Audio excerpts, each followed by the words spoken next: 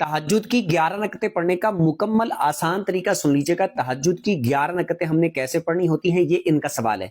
ये बात याद रखें, तहज्जुद के टाइम में हमने पहले 2 रकत नफल की नियत करनी है। 2 रकत नफल तहज्जुद के अल्लाह की रजा के लिए अल्लाह अकबर कह के स्टार्ट करनी है नमाज। पहली रकत में पढ़नी है सुबहानकल्लाह, उसके बाद आऊज़ु बिल्लाहि मिनश शैतानिर रजीम बिस्मिल्लाहिर रहमानिर रहीम पढ़ के अल्हम्दुलिल्लाह पढ़नी है। उसके बाद फिर बिस्मिल्लाह पढ़ के कुल हुवल्लाह पढ़ लें, चाहे 1 बार, 3 बार, 5 बार, 7 बार, आपकी मर्जी है। रुकू और सजदे करके 1 रकत। दूसरी रकत के लिए खड़े होना है तो स्टार्ट करना है बिस्मिल्लाह से, उसके बाद पढ़नी है अल्हम्दुलिल्लाह, फिर उसके बाद बिस्मिल्लाह पढ़ के कुल हुवल्लाह पढ़नी है जितनी बार आपने पहली रकत में पढ़ी है।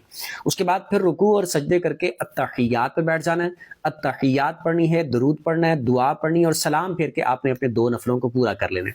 उसके बाद फिर सेम इसी तरीके से आपने 2 नफलों की नियत करके 2 नफल पढ़ने हैं इसी तरीके के मुताबिक, फिर 2 पढ़ने हैं, फिर उसके बाद फिर 2 पढ़ने हैं। इस तरीके से आपकी तहज्जुद की 8 रकतें हो जाएंगी।